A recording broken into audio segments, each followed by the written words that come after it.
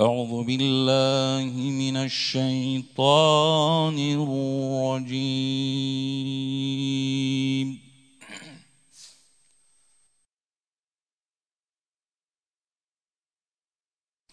بسم الله الرحمن الرحيم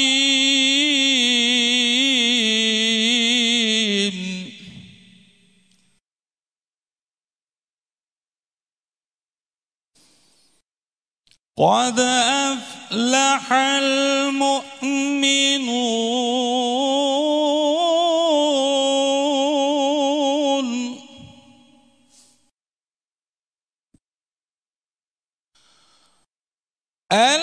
الذين هم في صلاتهم خاشعون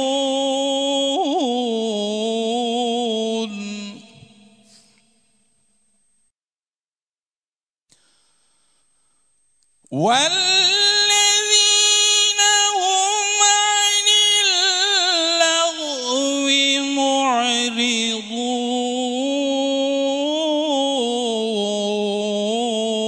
معرضون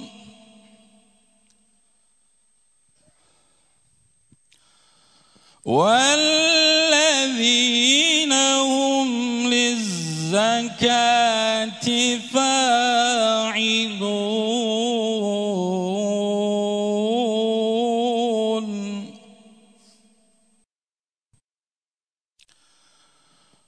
والذين هم لفروجهم حافظون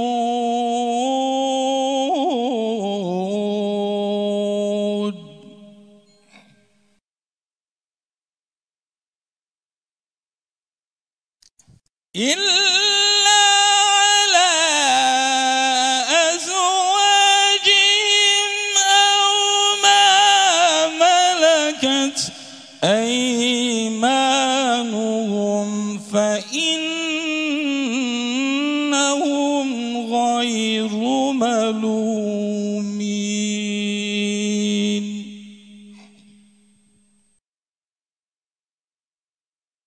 Tarih şahittir ki hangi fert veya toplum gerçek manada Kur'an-ı Kerim'e sahip çıkmış ve tabi olmuşsa o nispette abad olmuş, izzet ve şeref bulmuştur.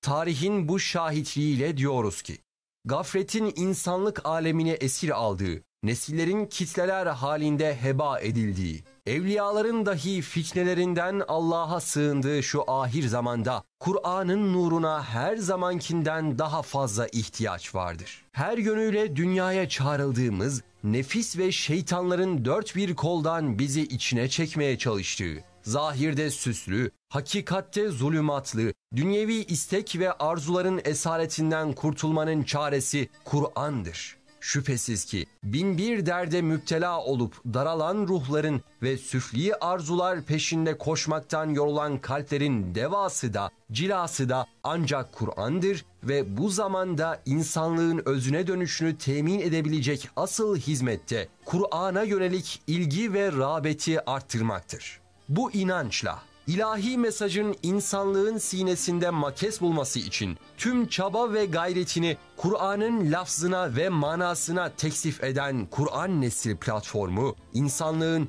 içine düştüğü girdaptan yalnız ve yalnız Kur'an'ın çağlarüstü ahkamıyla kurtulabileceğine inanmakta ve bu hükümlerin hayata tatbikine esas gaye yapmaktadır. Bu doğrultuda tarih boyunca Kur'an ve sünneti referans alan tüm hareket ve camiaları kardeş bilip, koca gezegenleri birbirine bağlayacak zincirler misali, bizleri birbirine bağlayan vahdet rabıtalarına hürmeti esas almakta ve kardeşliği zedeleyici her türlü söylem ve eylemden uzak durmayı temel ilke olarak kabul etmektedir. Çok değerli hazırın, aziz kardeşlerim, hepinizi Allah'ın rahmeti, bereketi ve selamıyla selamlıyorum. Cenab-ı Allah hepinizden razı olsun. Bu Kur'an Nesil platformu kardeşlerimiz namazla ilgili bir çalıştay düzenlemişler. Onları da tebrik ediyorum. Emeği geçen herkese de teşekkür ediyorum. Yani şehrimiz dindar sayılır diğer yerlere göre ama bu namazla ilgili bir çalıştayın yapılması çok isabetli olmuş. Şimdi kelime-i şehadetle bir insan İslam'a dahil olur ama ondan sonra hemen birinci şart namazdır. Namazla her şey tamam olmaz ama namazsız da hiçbir şey olmaz, geçerli değil. Şimdi namaz insanla Allah'ın arasını yapar, diyaloğu kurar.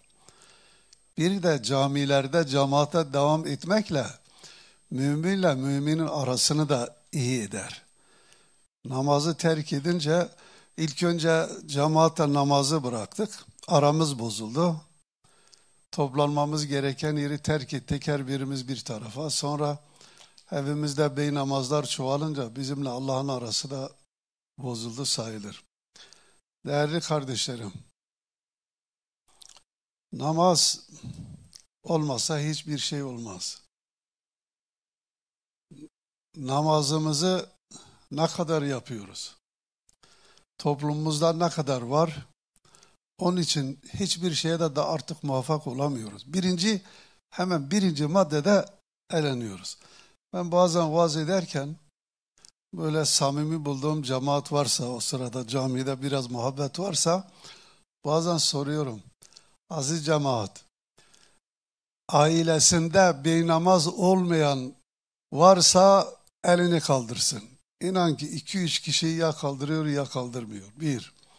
Bir de denediğim bir şey daha var, o da çok fecaat bir şey. Ailesinden, çocuklarından, dini yönden razı olanlar elini kaldırsın. 1-2 kişi ya kaldırır ya kaldırmaz. Bizim hali pür melalemiz maalesef böyle. Hepimiz beraber çok çalışmamız lazım. Buraya gelen kardeşlerimiz mutlaka namazla araları iyidir, gelmişler ama o gelmeyenlerle nasıl irtibat kuracağız, nasıl olacak? Rabbim bize yardım eylesin. Size de Allah'a emanet olun. Bismillahirrahmanirrahim. Saygıdeğer büyüklerim, kıymetli hocalarım, değerli konuklar. Kur'an Nesli platformu tarafından bu yıl 6.'sı düzenlenen namaz çalıştayı programımıza hepiniz hoş geldiniz, sefalar getirdiniz. Ben de konuşmama Direniş'in büyük komutanı Yahya Sinvar'ın şehadetini tebrik ederek başlamak istiyorum. Rabbim şehadetini ve onun gibi diğer tüm aziz şehitlerin kanını mübarek eylesin, İslam ümmetinin birliğine, vahdetine vesile eylesin. Bugün en azizlerimizi birer birer kaybetmenin acısını yaşıyoruz. Bizler azizlerimizi kaybediyoruz ama biliyoruz ki onlar kazanıyor.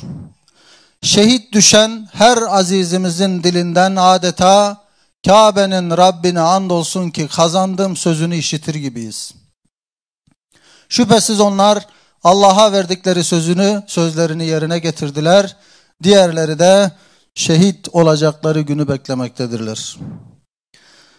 Azizlerimiz ardı ardına şehit edilirken mazlumların imdadına koşması gereken ümmetin idarecileri büyük bir acziyet sergiliyor.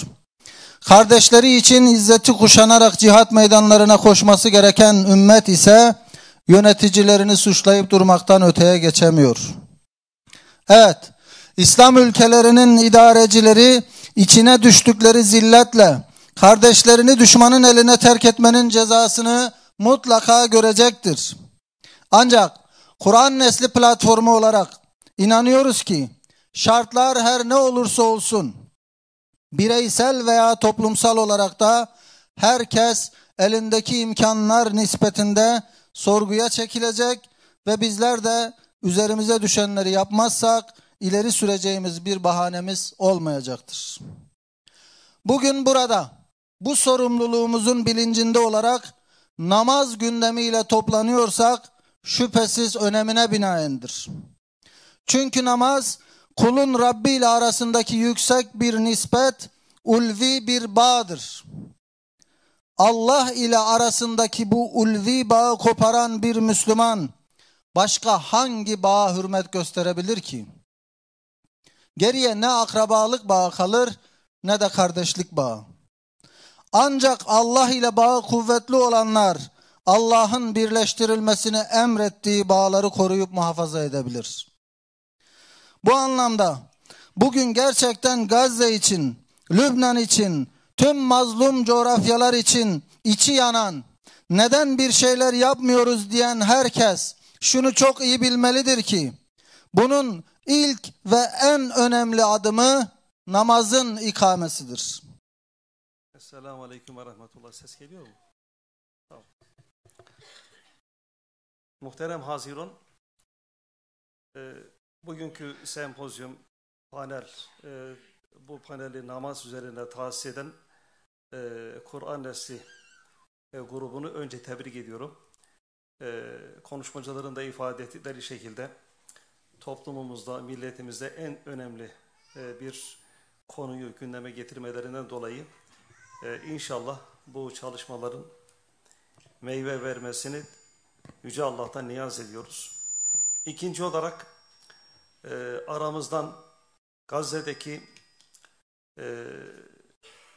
çok mukaddes bir dava ve varlık mücadelesi veren kıymetli şehitlerin ruhlarını anarak onların şehadetlerinin milletlerin, İslam milletinin özellikle yeryüzündeki bu baskıcı ve despot gruplara karşı uyanmaya vesile olmasını temenni ederek sözüme tekrar başlamak istiyorum.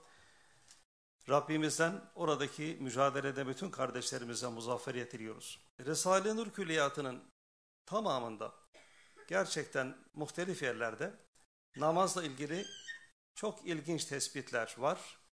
Bunları bir kısmını tabii burada sizlerle paylaşmaya çalışacağım.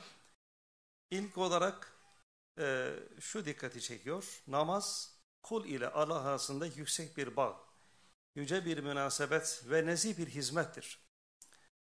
Bu ifadeler bir kısmı benim sadeleştirmek suretiyle şu andaki gençlerimizin de anlayabilecekleri şekilde ifademdir.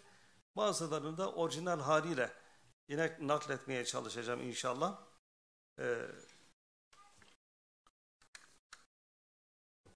İkincisi şu dikkate değer bir tespit. İbadetlerin özü ve çekirdeği namazda toplanmıştır diyor Bediüzzaman Hazretleri. Fatiha Kur'an'a, insan kainata fihriste olduğu gibi namaz da bütün iyiliklerin örneği ve fihristesidir. Namaz ibadeti mesela İslam'ın şartlarından oruç ve zekat gibi dinimizce farz olan gerçekleri içine alır. İbadet olarak namaz, şuuru olmayan ancak Allah'ın emirlerini yerine getiren varlıkların ibadetlerini de kapsar. Namazın mesela erkanı olan secde, ruku, kıyam, sürekli ibadet halindeki meleklerin kulluğunu andırıyor. Meleklerin ibadetlerinin benzerini kendi içinde taşıyor. Ve tabi bütün cansız zannettiğimiz ama kendilerine mahsus dilleriyle Allah'a tesbih eden mahlukatın zikir ve tesbihatı da namazda değişik boyutları da var. Namaz insanı toplumla yani medeni olmakla arasını bulan bir ibadet. Ben bunu şöyle ifade etmeye çalıştım. İnsanı medenileştiren ibadettir namaz. Namaz, Halik-i Zülcelal tarafından her 24 saat zarfında tayin edilen vakitlerde manevi huzura yapılan bir davet. Bu da konuşmacılarda ifade edildi. Namaz, müminin miracı, Risale-i Nur Külliyatı'nda buna yer veriliyor. İnsanı yüceltiyor. İnsanın ruhu namazla teneffüs ediyor. Dünyevi, süfli, maddi yüklerden uzaklaşmanın en güzel vasıtası namaz. Her ruhun, namazın bu cazibe gücünden faydalanması beklenir diyor Bediüzzaman Hazretleri. Tabii o ruh olan. İlahi kanunlara uyma alışkanlığı kazandırıyor namaz insana diyor. Yüce Allah'ın birçok emirleri, nehirleri bize vaki olmuş. Ama işte bu namaz olmayınca bütün bu ibadet, bu emir ve nehileri sürdürmek bir temrin gerektiriyor. Nasıl spor yapan arkadaşlarımız çıkacakları bir rekabet ortamına çıkmadan önce büyük bir antrenman yapıyor. Namaz da hayat boyu Yüce Allah'ın emir ve nehirlerine tutunmak için bir antrenman, bir temrin. Namazı terk eden bir adam diğer emirlerden de adım adım uzaklaşmanın yolunu tercih etmiş oluyor. Namaz müminler için toplumun adeta toplumsal bir şükrünü ifade ediyor. Said-i Nursi bu toplumsal şükrün ifadesi olarak bu geçtiğimiz asrın başlarında kurulan Türkiye Cumhuriyeti, Osmanlı Bakiyesi'nde kurulan devletin ilk kuruluş esnasında bunu o günkü milletvekillerine, milli mücadeleyi kazanmış ve büyük bir mücadeleyle yeni devleti kurmuş olanlara hatırlatıyor. Yani dinin en zaruri emirlerinden birisi namaz. Bu namazı siz terk ettiğiniz zaman burada çok büyük zararlar olacak diye o günkü meclise 8-10 maddelik bir beyanname ile bunu duyuruyor. Namaz kolaydır ve ruhun rahatıdır. Risale-i Nur müellifine göre namaz kıymetli olduğu kadar zahmetsizdir aynı zamanda. 23 saatin 1 saatini farz ibadetlere abdestle beraber yeter. İnsan hayatını devam ettirmek için işte bu kadar zaman sarf ediyor ama ebedi hayatın senedi, beratı, kurtuluşunun vesilesi olacak namaz ibadetine 1 saat günde vermemesi aslında çok büyük bir hasaret, yanlış bir tercih ve Allah'a karşı tabii ki büyük bir saygısızlık. Peki namaz ibadetinin insan ruhiyatı üzerinde nasıl etkisi var? Bediüzzaman ona da dikkat çekmek suretiyle şöyle diyor. Nihayetsiz teessürat ve elemlere maruz ve müptela, nihayetsiz telezzüzata ve emellere meftun ve pür sevda bir kalbin, birçok elemlere maruz olan insan ve birçok sayısız isteklerin peşinde kolan insan, işte insan ruhu ve insanın kalbi. Böyle bir insanın kut ve kuvveti, onun gıdası ve kuvveti, her şeye kadir bir Rahim-i Kerim'in kapısını niyaz ile çalmakla elde edilebilir. Her şeye sahip olan Allah'ın kapısını namaz ile çalmakla elde edilebilir. Evet, Risale-i Nur'da namaz kılmak insanın fıtratının en kolay işi olarak ifade edilmiştir. Çünkü insanı hangi ilme göre düşünürsek düşünelim, insanoğlunun yaratılışı Yüce Rabbimizin bize göndermiş olduğu bu emir ve yasakları tutmak için uygun bir şekilde donanımla yaratılmıştır insan. Hangi ibadeti düşünürsek düşünelim bunlar teker teker izah edildiği zaman bunu görmekteyiz. Namaz da bunun en müşahhas örneklerinden bir tanesi. Hareketleriyle, erkanıyla, sücuduyla, bütün halleriyle namaz insanın yaratılışına uygun bir ibadet. Ayrıca Bediüzzaman şuna da dikkat çekiyor. Büyük günahları terk etmek ve namazı kılmak. 2 tane önemli hususa dikkat çekiyor. Büyük günahları terk etmek, büyük günahları işlemek diye düşünelim. Bu büyük günahlar hepimiz tanıyoruz ve bu büyük günahlar insanı, aileyi, toplumu, cemiyeti, devleti, milleti tahrip eden şeyler. Ve namazla birlikte bunu almak suretiyle işte insanın Allah'ın emrine tutunmaya alışması ile büyük günahlara karşı da mukavemet sahibi olacağını bize ifade ediyor. Tabii bunu temsillerle anlatıyor. Küçük sözler, büyük sözler, risalelerin birçok boyutları var. Oralarda değişik şekillerde bunları çok değişik örneklerle gençlerin, yaşlıların anlayabilecekleri şekilde ifade etmiş. Evet, cemiyette insanların namaz konusundaki en dikkate değer sebeplerinden, gerekçelerinden birisi de maişet. Yani benim işim çok, işlerim çok fazla, zaman bulamıyorum vesaire. Halbuki Bediüzzaman Hazretleri Risale-i Nur Külliyatı'nda bununla ilgili de ilginç örnekler vermiş ve diyor ki maişet derdi namaza bir kere kesinlikle engel olmaz. Risale-i Nur Külliyatı'nda namazın insanla ilgili boyutlarından birisi de insana sabır ve metanet kazandırma özelliğidir. Kalplerde Allah'ın azametini tespit ve ikame eden namazdır. İlahi kanunlara saygıyı öğreten namazdır. Allah'ın emirlerine tutunmayı öğreten namazdır. İnsanı medeni ve şahsi toplumsal hayatta güçlü kuvvetli hale getiren namazdır. Ve bunlara tutunmayan bir insan, konuşmacılardan bir arkadaşımızın da ifade ettiği gibi toplumdaki mücadelede de işte yaya düşüyor. Düşmana karşı, nefsine karşı, diğer sosyal olaylara karşı. Evet. Namazın toplumun yaşlı kesimi tabii az değil. Her toplumda yaşlılar var. Yaşlılar için hayatındaki en büyük teselli kaynaklarından bir tanesi namaz ibadetidir. Namaz ibadeti insanı dinç tutan, camiyle, toplumla, cemiyetle ilişkisini canlı tutan bir ibadet halinde ortaya çıkıyor. Ümidini, yaşama azmini, sevgisini hayatına katmış oluyor. Ayrıca namaz hasta insanlar hakkında da büyük bir teselli kaynağı. Çünkü namazın hangi imkana sahip olursa olsun bir kişinin kılma imkanı olan bir ibadet. İşaretle bile namaz kılınabiliyor. Ama hasta olan bir insanın zekat vermesi, oruç tutması, bak onlar sakıt oluyor. Fakat namaz Allah'la iletişimi sürekli devam ettiren ve hangi zaruretle olursa olsun bir şekilde sürdüren bir ibadet oluyor.